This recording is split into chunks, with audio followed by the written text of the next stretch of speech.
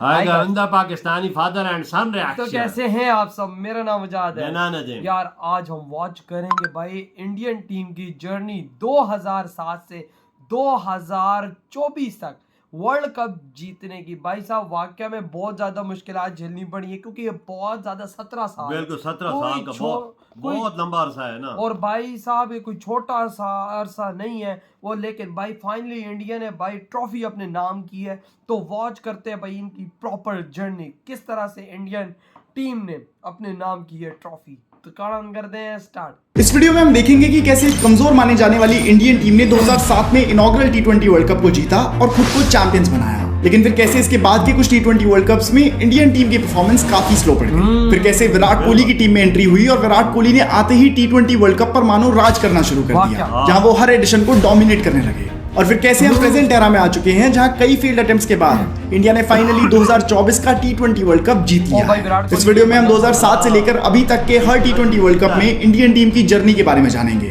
और ये स्टोरी बहुत इंटरेस्टिंग है। तो ये शुरू करते हैं। मजा आने वाला है यार, मजा आने वाला है। आज इंडिया की मेहनत पता लगेगी। 2007 टी20 वर्ल्ड कप।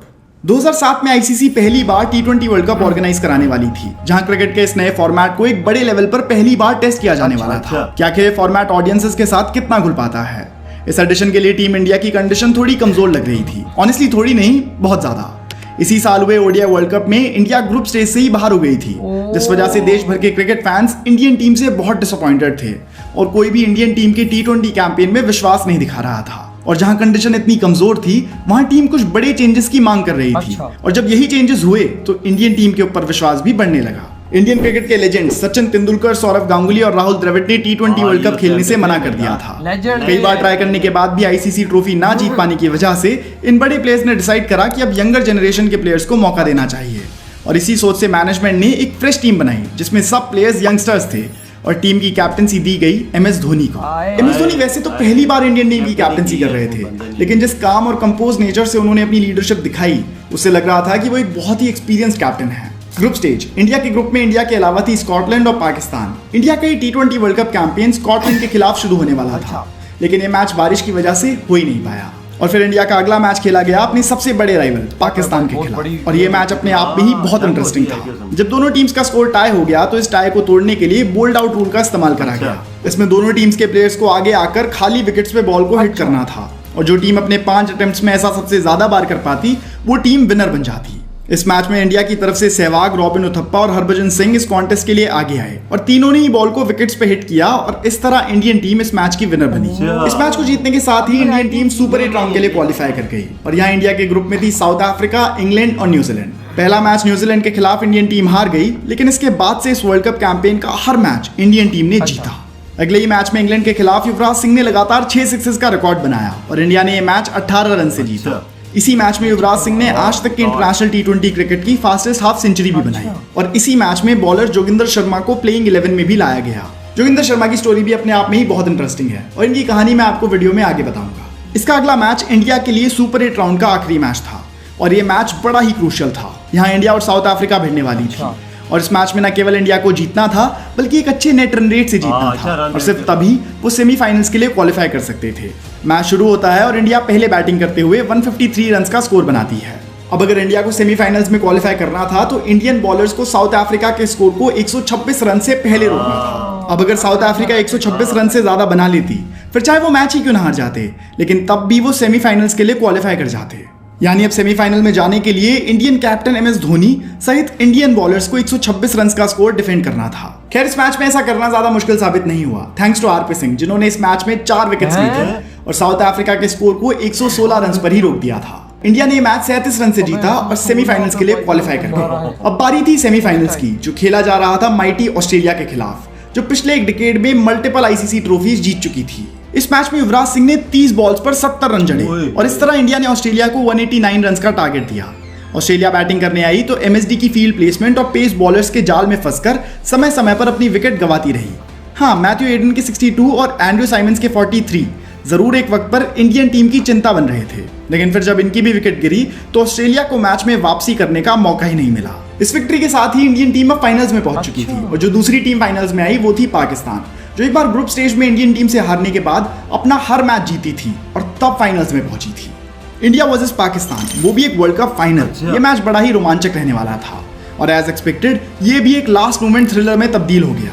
इंडिया पहले बैटिंग करने आई और इंडियन बैटिंग लाइनअप में एक प्लेयर को छोड़कर कोई भी प्लेयर क्रीज पर ज्यादा देर तक नहीं टिक पा रहा था। विकेट पे विकेट गिरे जा रही थी और सिर्फ एक प्लेयर क्रीज पर जटिल तरीके से अड़ा हुआ था। ये प्लेयर थे गौतम गंभीर, जिन्होंने इस मैच में सबसे ज्यादा कंट्रीब्यूशन करा और 75 रन की एक शानदार पारी खेली। उनके बाद रोहित शर्मा ने भी अनबीटन 30 रन बनाए और इस तरह इंडियन टीम का स्कोर पहुंचा 157 रन तक। अब इंडिया को स्कोर डिफेंड करना था। शुरुआत में पाकिस्तान की बैटिंग काफी स्लो रहती है, जहां 15 ओवर्स में पाकिस्तान का स्कोर 100 रन के आसपास पहुंच पाता है और अब मैच इंडिया के पाले में लग रहा था।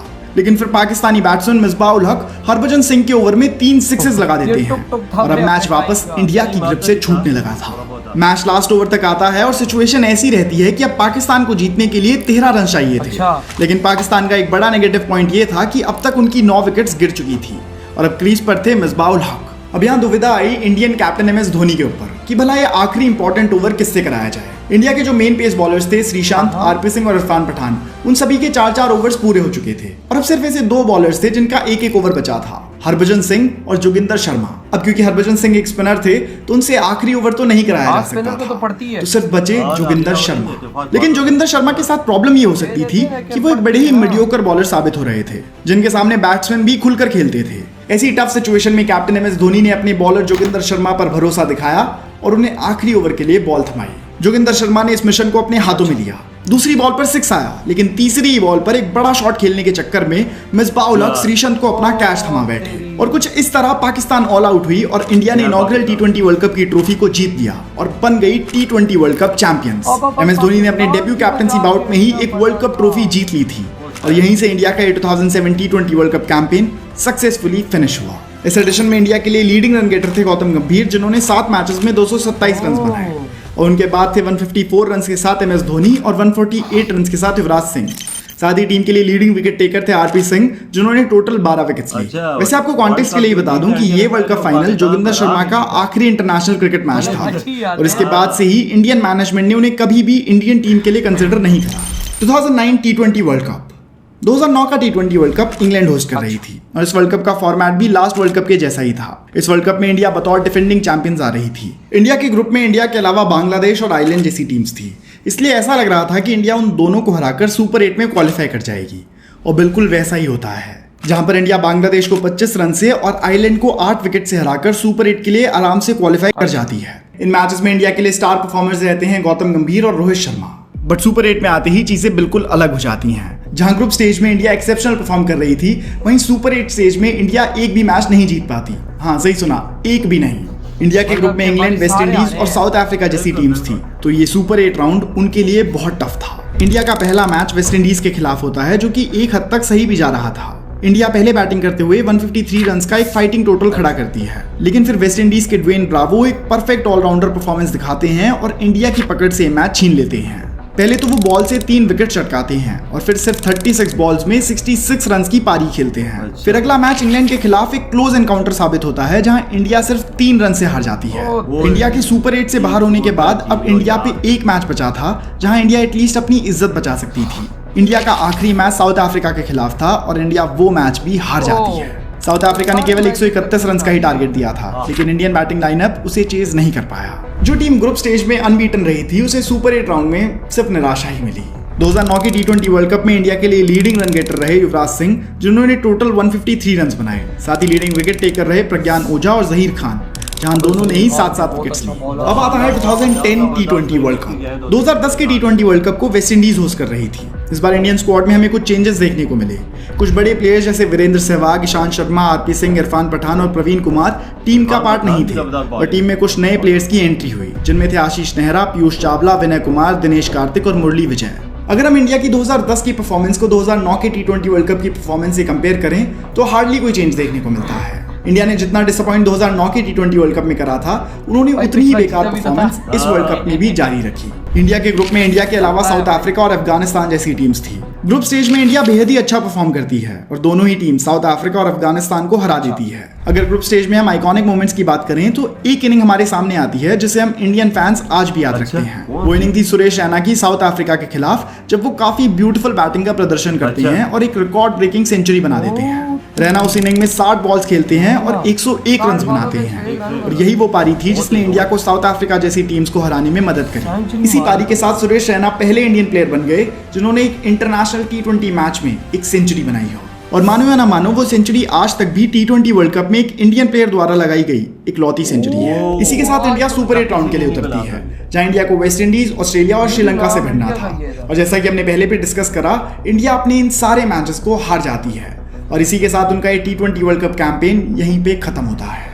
इस एडिशन में सुरेश रैना इंडिया के लिए लीडिंग रन गेटर थे, जहां उन्होंने 219 रन बनाए और इस बार इंडिया के लीडिंग विकेट टेकर थे आशीष नेहरा, जिन्होंने 10 विकेट्स ली।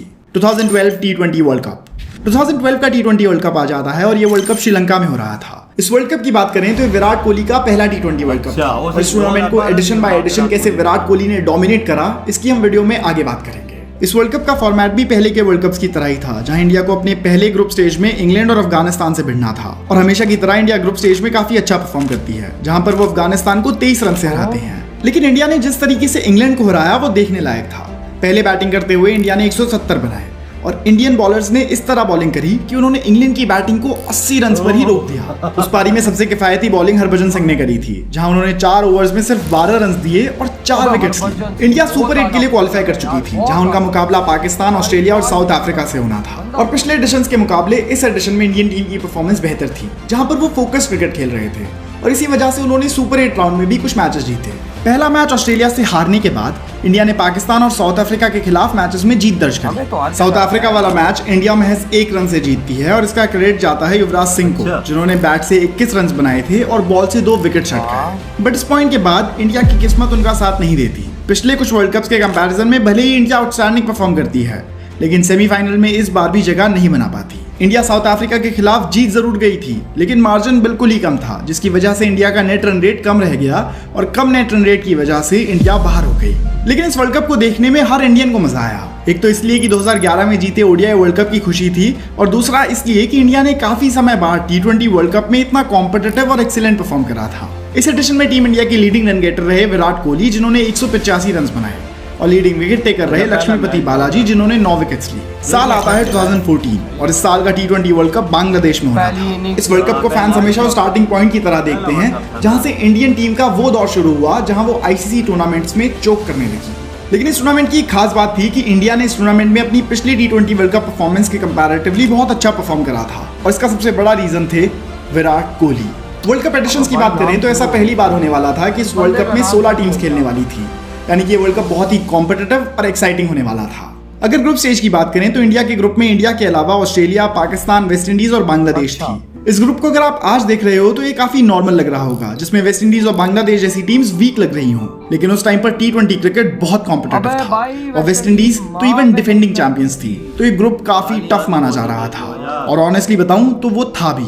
इंडिया का पहला ही मैच उनके आर्च राइवल्स पाकिस्तान के खिलाफ था, जहां पर पिछले 3 साल में इंडिया 4 T20 सीरीज हारी थी, वहीं पाकिस्तान केवल 2। तो क्लियर फॉर्म की बात करें तो पाकिस्तान बेटर फॉर्म में नजर आ रही थी, लेकिन इंडिया के बेस्ट बैट्समैन का चलना अभी बाकी था।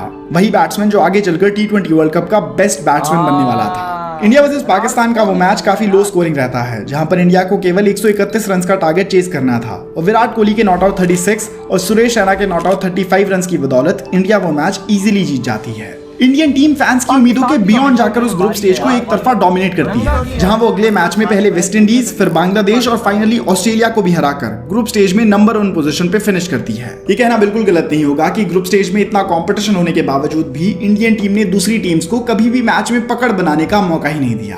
क्यों? इसका प्रमुख कारण था इंडिया की बॉलिंग, स्पेशली स्पिन बॉलिंग, जहां पर एक तरफ विराट कोहली कंसिस्टेंटली रन्स बना रहे थे, वहीं बॉलिंग डिपार्टमेंट में अमित मिश्रा, रवि अश्विन और जडेजा की जोड़ी अलग ही जादू बिखेर रही थी। इंडिया के सारे मैचेस लो स्कोरिंग थे, या फिर ऐसा कहा जाए कि इंडियन स्पिन बॉलर्स ने इन्हें लो स्कोरिंग बना दिया था, जहां पर पहले इंडिया बॉलिंग करते हुए 130 के आसपास रन्स कंसीड कर रही थी। वहीं पे पहले बैटिंग करते हुए इंडिया 159 का टोटल खड़ा कर चुकी थी, वो भी ऑस्ट्रेलिया के खिलाफ।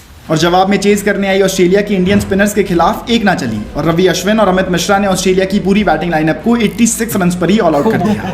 अमित मिश्रा और रविचंद्रन अश्विन इंडिया के लिए बड़े मैच विनर साबित हो रहे थे। इसका अंदाजा आप इसी बात से लगा सकते हैं कि उन 4 मैचेस में 2 man of the match Amit Mishra को मिले और बाकी के 2 man of the match Ravichandran Ashwin को। इंडियन बॉलर्स द्वारा चटकाए गए अब तक के 31 विकेट्स में से 21 विकेट्स अमित मिश्रा, रवि अश्विन और जड्डू के ही थे। इंडिया सेमीफाइनल्स के लिए क्वालिफाई कर गई थी और जो कॉन्फिडेंस इंडिया का ग्रुप स्टेज में था वो अब काफी बढ़ चुका था। इंडिया का सेमीफाइनल मैच अब साउथ अफ्रीका के खिलाफ होना था। साउथ अफ्रीका टॉस जीतती है और बैटिंग करने का फैसला करती है। साउथ अफ्रीका के शुरू के ओवर्स में विकेट जरूर गिरते हैं, लेकिन कैप्टन फाफ डू प्लेसी के 58 रन्स और जेपी डुमनी के नॉट आउट 40 रन्स की बदौलत साउथ अफ्रीका 172 का टोटल खड़ा कर पाती है। ऐसा टोटल जो उस टाइम पर एक विनिंग टोटल की तरह साबित होता था। बॉलिंग में एक बार फिर से रविचंद्रन अश्विन कमाल दिखाते हैं और 3 विकेट्स अपने नाम करते हैं। जब इंडिया चेज करने आती है तो रोहित शर्मा इंडिया को एक अच्छा हेड स्टार्ट देते हैं और ओपनर अजिंक्य रहाणे भी सही साथ निभाते हैं। लेकिन जिसने इस सेमीफाइनल में जान डाली थी वो थे विराट कोहली।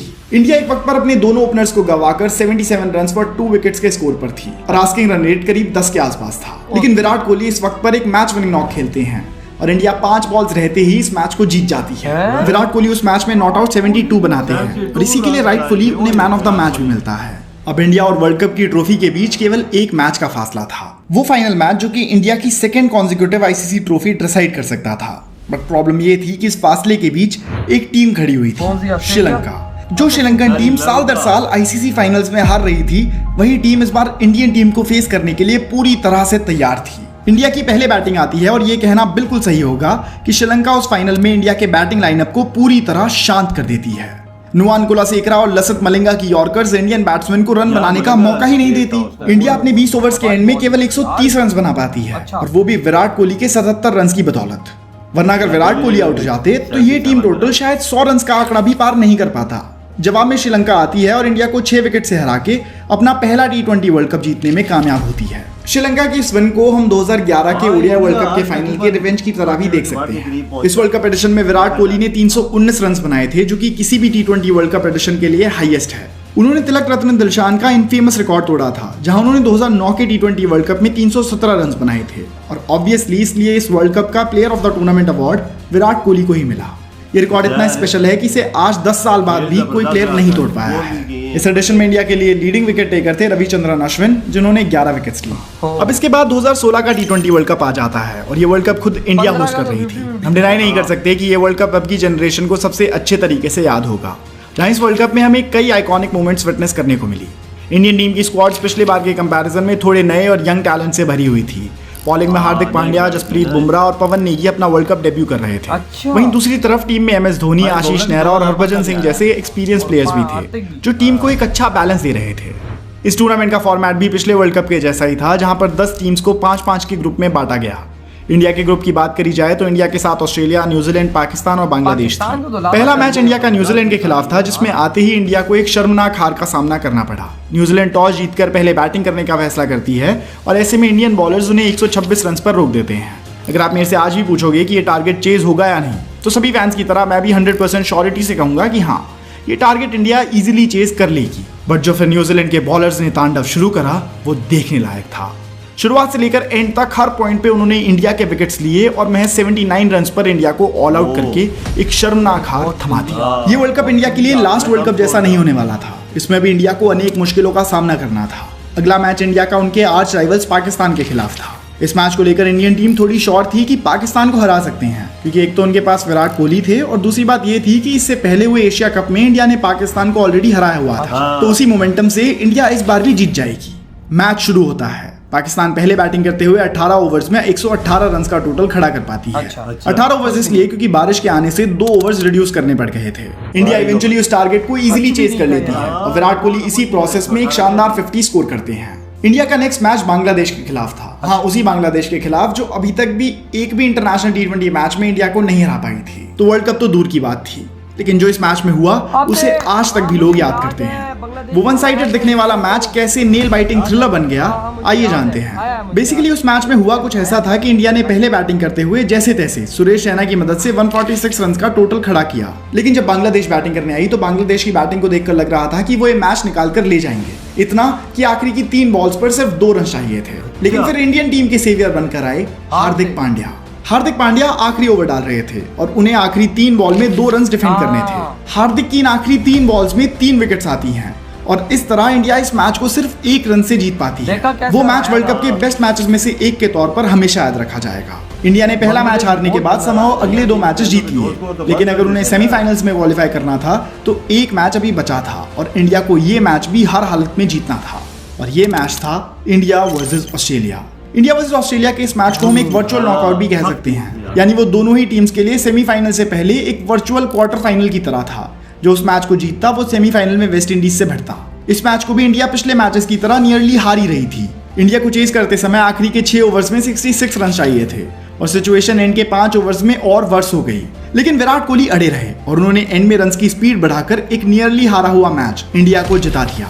इस मैच में कोहली ने नॉट आउट 82 रन्स बनाए थे। इंडिया के आने वाले सेमीफाइनल की बात करें तो वो किसी ट्रेजेडी से कम नहीं था, जहां पर एक तरफ विराट कोहली ने इस मैच में अपना सब कुछ झोंक दिया था, वहीं दूसरी तरफ बाकी के सारे फैक्टर्स इंडियन टीम के खिलाफ थे। वेस्ट इंडीज टॉस जीतकर पहले फील्डिंग करने का फैसला करती है और विराट कोहली अपनी बैटिंग शुरू करते हैं। विराट कोहली के अमेजिंग 89 रन्स की बदौलत इंडिया 192 के मैसिव टोटल तक पहुंच पाती है। अगर आपको थोड़ा कॉन्टेक्स्ट दूं तो इससे बड़ा टोटल पूरे T20 वर्ल्ड कप में केवल 4 बार ही चेज हुआ था और 8 साल बाद भी इससे बड़ा टोटल आज तक चेज नहीं हुआ है। तो सभी इंडियन फैंस मानो डायरेक्ट फाइनल के सपने देखने लग गए थे और ये कहना गलत नहीं होगा कि वो सपने साकार होते हुए भी दिख रहे थे जब सेकंड ओवर में आशीष नेहरा ने वेस्ट इंडीज के बेस्ट बैट्समैन क्रिस गेल की विकेट ली। लेकिन उसके बाद शुरू होता है इंडियन टीम के ब्लंडर्स और नो बॉल्स का सिलसिला। लेंडल सिमंस इसके बाद 3 बार डिसमिस होते हैं, लेकिन हर बार ही वो बॉल नो बॉल निकलती है। ऐसा लग रहा था कि किस्मत उस दिन पूरी तरह इंडियन बॉलर्स के खिलाफ थी। नौबत यहां तक आ गई थी कि विराट कोहली को बॉलिंग करने आना पड़ा और उन्होंने एक विकेट भी निकाली। इस मैच में इंडिया के लिए कई अपॉर्चुनिटीज आई और लगभग सारी ही गई और इंडिया वो सेमीफाइनल मैच 192 स्कोर करने के बावजूद भी हार गई और इस तरह इंडियन टीम का 2016 T20 वर्ल्ड कप का कैंपेन यहीं पर खत्म हुआ। इस एडिशन में भी विराट कोहली ही इंडियन टीम के लिए लीडिंग रन गेटर थे, जहां उन्होंने 273 रन बनाए, जिसमें 3 हाफ सेंचुरी शामिल थी और उनके अलावा पूरी इंडियन साइड बिल्कुल भी रन्स नहीं बना पाई। हालात ऐसे थे कि विराट कोहली के बाद लीडिंग रन गेटर धोनी थे, जिन्होंने 89 रन्स बनाए। रोहित शर्मा, शिखर धवन और अजिंक्य रहाणे कोई भी इस वर्ल्ड कप में अपने बैट से कुछ खास परफॉर्म नहीं कर पाया।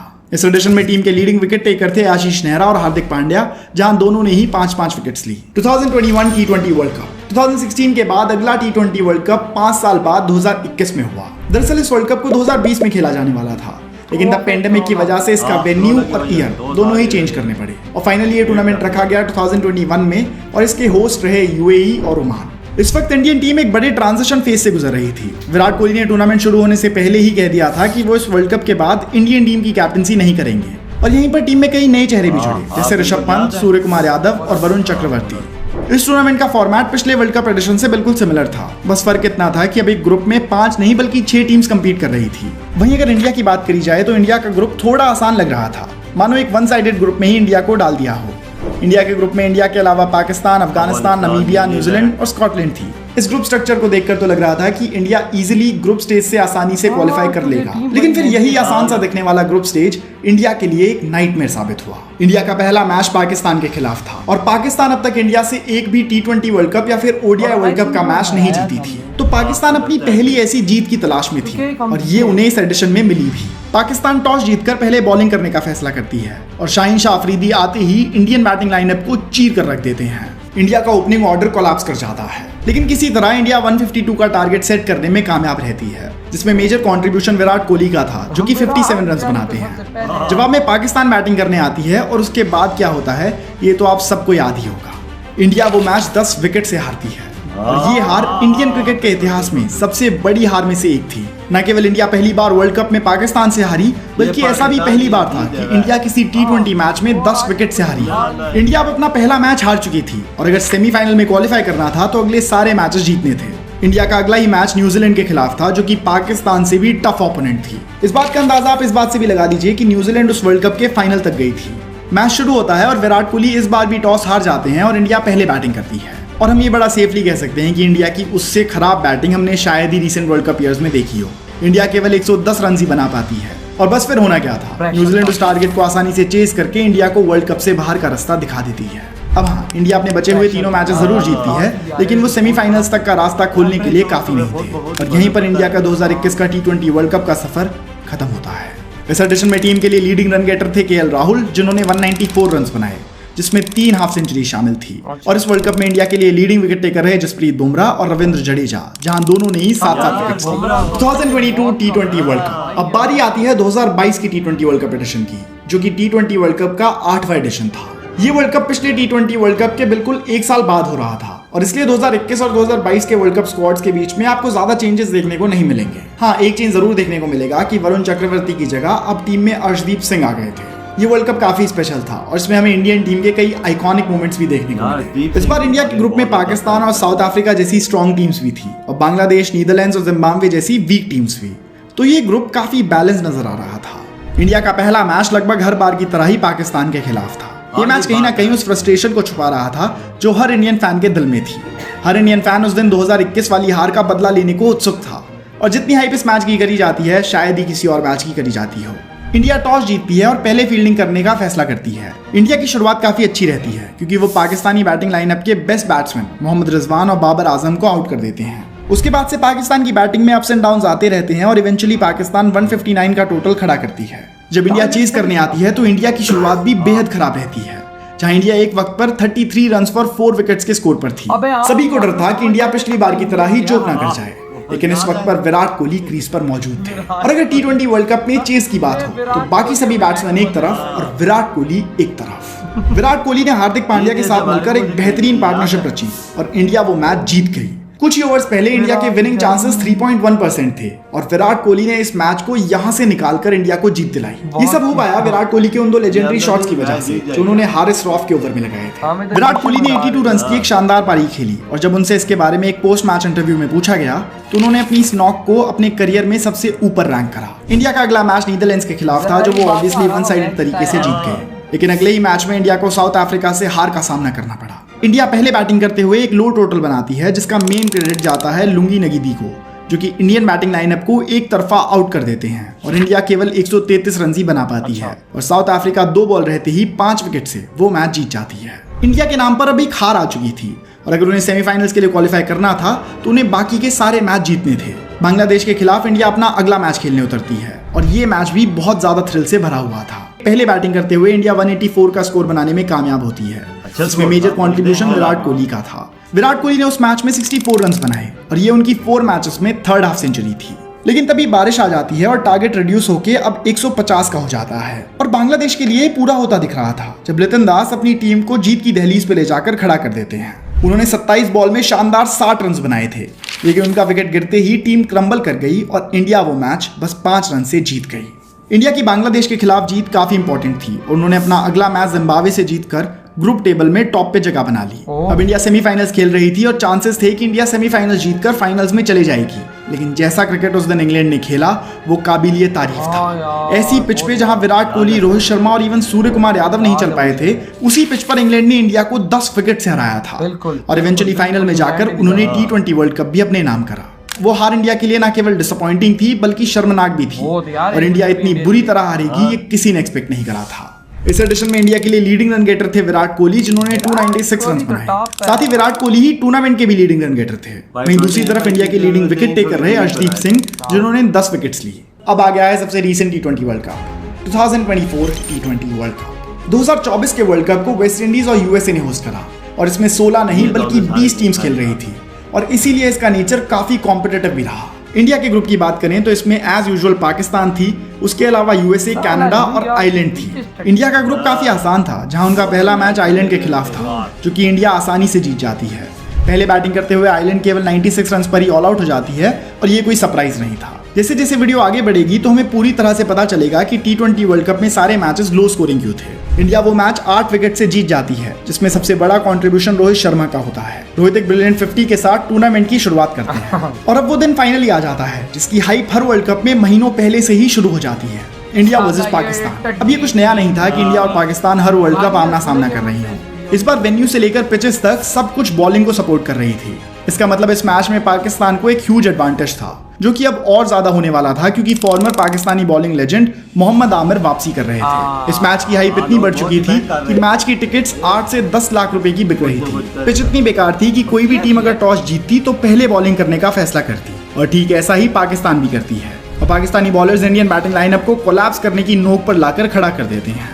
इंडियन टीम के विकेट्स ओवर बाय ओवर गिरने शुरू हो जाते हैं और इवेंचुअली टीम 19th ओवर में 119 रन बनाकर ऑल आउट हो जाती है। इस ऑल आउट के होते ही सभी क्रिकेट एक्सपर्ट्स और फैंस ने इंडिया की वापसी की उम्मीद छोड़ दी थी, लेकिन कैप्टन रोहित शर्मा को एक बात पता थी कि अगर पिच हमारे लिए बेकार है तो पाकिस्तान के लिए भी वैसी ही है। और मैच में भी कुछ ऐसा ही देखने को मिलता है, जहां पाकिस्तान का बैटिंग लाइनअप जसप्रीत बुमराह के आगे घुटने टेक देता है और इंडिया ये मैच 6 रन से जीत जाती है। अगर हम इस वर्ल्ड कप के किसी भी मैच को ऑब्जर्व करेंगे तो हमें पता चलेगा कि इस वर्ल्ड कप की पिचेस बिल्कुल भी बैटिंग फ्रेंडली नहीं है। जितने भी मैचेस यूएसए में खेले गए उसमें एवरेज स्कोर ही 110 समथिंग का आ रहा था, जो कि इन पिचेस पे विनिंग टोटल साबित होता था। ऐसा इसलिए क्योंकि न्यूयॉर्क के स्टेडियम में जो पिच है वो एक ड्रॉप इन पिच है और उसको ऑस्ट्रेलिया में फ्रेशली बनाकर लाया गया था और ड्रॉप इन पिचेस को सेटल होने में और नॉर्मली बिहेव करने में कुछ महीनों का टाइम लगता है और इसीलिए अभी इस पिच पर बॉल इतना अजीब तरीके से बिहेव कर रही है। इसके बाद इंडियन टीम सुपर 8 राउंड में गई, जहां इंडिया के ग्रुप में थी अफगानिस्तान, ऑस्ट्रेलिया और बांग्लादेश, और यहाँ इंडिया ने अपना हर एक मैच जीता। फिर जब सेमीफाइनल्स में इंडिया की भिड़ंत इंग्लैंड से हुई तो इंग्लैंड को 68 रन से हराकर इंडिया एक बार फिर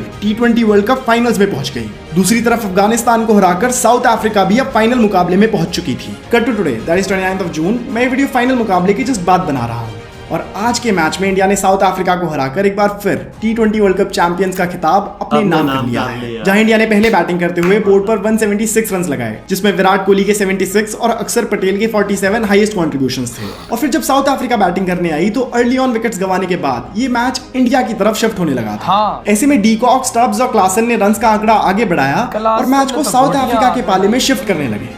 यहाँ पर इंडियन फैंस की उम्मीदें थोड़ी कमजोर होने लगी थी, लेकिन thanks to Indian pace bowlers Arshdeep Singh और जसप्रीत बुमराह ने इंडियन टीम को कमबैक कराया और मैच अब आखिरी ओवर पर आकर अटक गया था, जहां रोहित शर्मा ने बॉल थमाई हार्दिक पांड्या को और उन्हें डिफेंड करने थे सिर्फ 16 रन्स। इस ओवर की पहली बॉल पर सूर्य कुमार यादव ने डेविड मिलर का एक बहुत ही अमेजिंग कैच लिया, जो एक तरह से सूर्य कुमार यादव के लिए इस वर्ल्ड कप का सबसे बड़ा कंट्रीब्यूशन भी था। और हार्दिक तो ठहरे हार्दिक, उन्होंने इस टफ सिचुएशन में टीम की जिम्मेदारी अपने ऊपर ली और अपने टास्क को सक्सेसफुली कंप्लीट करा। और कुछ इस तरह 2007 के 17 साल बाद इंडिया एक T20 वर्ल्ड कप जीतने में कामयाब हुई। ये रोहित शर्मा के लिए उनकी कैप्टनसी बाउट की पहली वर्ल्ड कप ट्रॉफी बनी और इस ट्रॉफी के साथ उन्होंने अपने सभी हेटर्स का मुंह बिल्कुल बंद कर दिया है। और जहां इस वर्ल्ड कप एडिशन के शुरू होने से पहले कई लोगों को लग रहा था शायद इंडियन टीम इस बार T20 वर्ल्ड कप ट्रॉफी ना जीत पाए, इंक्लूडिंग माई सेल्फ, जिसने इस टॉपिक पर एक वीडियो भी बनाई थी। Rohit Sharma led Indian team ने हम सभी को गलत साबित कर दिया है और ऑनेस्टली मैं बहुत खुश हूँ कि इंडियन टीम ने एक दशक के बाद एक वर्ल्ड कप ट्रॉफी उठा ली है। आज पूरा देश एक इंडियन क्रिकेट फैन के तौर पर बहुत खुश है, जहां रोहित शर्मा की इंडियन टीम ने 11 साल से चल रहे एक चैंपियनशिप ट्रॉफी के ड्राउट को खत्म कर दिया है। और यहाँ पे सारा क्रेडिट जाता है रोहित शर्मा और पूरी इंडियन टीम को, जहां टीम के हर प्लेयर ने वर्ल्ड कप कैंपेन के अलग अलग टाइम पर अपना कंट्रीब्यूशन दिया और उन्हीं के कंट्रीब्यूशंस की वजह से आज Indian team T20 world cup trophy उठाने में सक्सेसफुल रही है। दोस्तों यही थी इंडियन टीम की आज तक की T20 वर्ल्ड कप जर्नी। अगर आपको वीडियो पसंद आई है तो इस वीडियो को अपने दोस्तों के साथ जरूर शेयर। टाइम का कसम से पता ही नहीं लगा यार कि भाई इतना बड़ा ये वीडियो खत्म हो चुका और ये थी इंडिया की जीत की फुल जर्नी। वजह देखा जाए तो इंडिया हर मैच में, हर देखा जाए जितनी भी चैंपियन ट्रॉफी आई है और अच्छा खेला है वही ना। और भाई पाकिस्तान को पहला जो मैच हराया, मतलब कि भाई पहला वर्ल्ड कप जो इंडिया ने जीता वो पाकिस्तान को हरा कर ही जीता। ये मुझे अभी पता लगा, मुझे से पहले नहीं पता था कि भाई जो इंडिया 2007-8 में जीता था वो पाकिस्तान को हरा कर जीता था फाइनल में। और भाई क्या कड़क मुकाबला इंडिया ने खेला। और विराट कोहली जब से आया भाई इंडियन टीम में विराट कोहली के अलावा कोई नजर ही नहीं आया। भाई इंडिया फाइनल में भी पहुंची, सेमीफाइनल्स में भी पहुंची, ठीक है, कभी सुपर 8 से बाहर, कभी भाई साहब मतलब ग्रुप स्टेजेस में बाहर हो जाती थी, लेकिन भाई उसके बाद जब इन्होंने कम बैक अभी 2024 में किया, इन्होंने क्या गेमें खेली, क्या गेमें खेली। और फाइनल विराट कोहली का भाई साहब इतनी धुआंधार बैटिंग कौन भूल सकता है, और विराट कोहली की वो बैटिंग कौन भूल सकता है जो पाकिस्तान के खिलाफ उससे की थी और हमारे मुंह से उसने जीत छीनी थी। वो हम समझे थे कि हम मैच जीत चुके हैं। मैच पूरी जिंदगी नहीं भूल पाएंगे जिस मैच में उसने 82 बनाए थे और पाकिस्तान को उसने हराया था। हमारे बॉलर्स रो बड़े थे कि ये आउट हो जाए, लेकिन विराट कहता है साला बना खाली वो ही रोका रहा है वजह उसी नहीं तो मुंह से मैं भाई हमारे बॉलर ने बहुत गंदी बॉलिंग कराई थी, इंडिया को आउट किया, लेकिन विराट खड़ा हुआ था ना, उसने बहुत गंदा काम किया हमारे साथ। लेकिन उसके बावजूद देखो और टीमों से जिस तरह भाई भिड़ती रही, देखो इंग्लैंड ने भी इंडिया को हरा दिया था 10 विकेटों से, वो वाकई में बहुत शर्मनाक थी, लेकिन वही बात है कि इस बार बदला ले लिया, सबको हराया, सबको भाई साहब हरा के इंडिया पहुंचा फाइनल में और दुनिया की पहली ऐसी टीम बनी जिसने वर्ल्ड कप में एक मैच भी नहीं हारा और 2020 वर्ल्ड कप की ट्रॉफी उठाई ये अपने देखो ना, नाम ये की। वर्ल्ड रिकॉर्ड है। तो पाकिस्तान को तो शर्मनाक शिकस्त ही मिली वही जगह ना। और जगह। भाई रैना की जहां तक बात की जाए, उसने भाई साहब पहली 100 उसने बनाई T20 में, और आज तक वो कोई बना ही नहीं सका। बिल्कुल भाई साहब वर्ल्ड कप के अंदर 100 भाई सिर्फ रैना की है, और किसी की भी नहीं। और एशवन की जहां तक बात की जाए, जो इंडिया का वो बॉलर था, अभी पीछे कम बैक उन्होंने किया, लेकिन आई थिंक उसको फिर ड्रॉप कर दिया, शायद वो बॉलिंग का मजा नहीं आ रहा था उनमें। लेकिन एशविन की क्या बात करें, हमारी फटती होती थी एक टाइम पर कि एशविन बिल्कुल आता था। बहुत डरते थे उससे। भाई मैं टू बी ऑनेस्ट, मैं छोटा होता था, उसका जब मैच देखता था मैं कहता था ये किधर से आ गया, जो आजकल यूं आगे हाँ। यूं बाल फेंकता था ना, हाँ। तो भाई साहब अगले बैट्समैन की फटती थी, भाई साहब गेंद यूं जाएगी किधर जाएगी। जो आजकल बुमराह से डरते हैं। तो भाई बुमराह का तो नाम ही ना लो, ये तो मौत का तांडव खेलता हाँ ही ना। भाई, पिच पे गेंद पकड़ता ही तो बैट्समैन को नजर आते कि मौत का तांडव आ गई भाई तू साहब मेरे यकीन आगे। कर, मैंने इसके कल गौर से देखा कि गेंद फेंकने का तरीका क्या है। फेंकता तो पता नहीं चलता ही बंदे ये को, बाल बाल जा किधर रही नहीं पता लगता ना भाई। और और सूर्य कुमार यादव की बात की जाए, जो उसने कैच पकड़ा है वो भी वर्ल्ड क्लास है। वजह वो भी ना पकड़ा जाता ना, तो मैच इंडिया के हाथों से हाँ, निकल जाता, मिलर ले जाता मैच इंडिया के हाथों से, क्योंकि बड़ी मेहनत की है इंडिया ने क्योंकि यार। मिलर बहुत 17 बड़ा साल बैट्समैन है। गुजरे के जब ट्रॉफी उठाई, बड़ी मेहनत करके बड़ी आए। मेहनत, देखो ना आपको फाइनल पाकिस्तान को हरा के जीते हाँ। थे, उसके बाद मेहनत करते करते रहे, लेकिन वही बात है कि कभी फाइनल से बाहर होते थे, हाँ। कभी सेमीफाइनल से होते बिल्कुल। थे, कभी ग्रुप स्टेजेस बाहर होते थे, वजह लेकिन आज पाकिस्तान ने भी कोई ट्रॉफी जीती है कि नहीं हुई? ये कुछ हमने कुछ जीती थी ना यार, 2012 की कब की कुछ जीती थी ना हमने, मुझे तो नहीं यूनुस खान ने। हाँ बिल्कुल बिल्कुल बिल्कुल उसने कहा 2012 में शायद हमने ली, हाँ। उसके बाद आए थे इसी तरह, मुझे अब याद नहीं कोई कंफर्म। एक जीता था 2011, 10, 8 इस तरह कुछ 8 में जीता था, नहीं, 7 के 8 पता नहीं क्या इसमें जीता यूनुस था। खान की कप्तान बिल्कुल हाँ, जीता था। तो वो मुझे अभी भी याद है, मैं छोटा सा था, हाँ। छत पे एंटी नहीं सही गा रहा था हाँ। जब हमारा पाकिस्तान जीता था।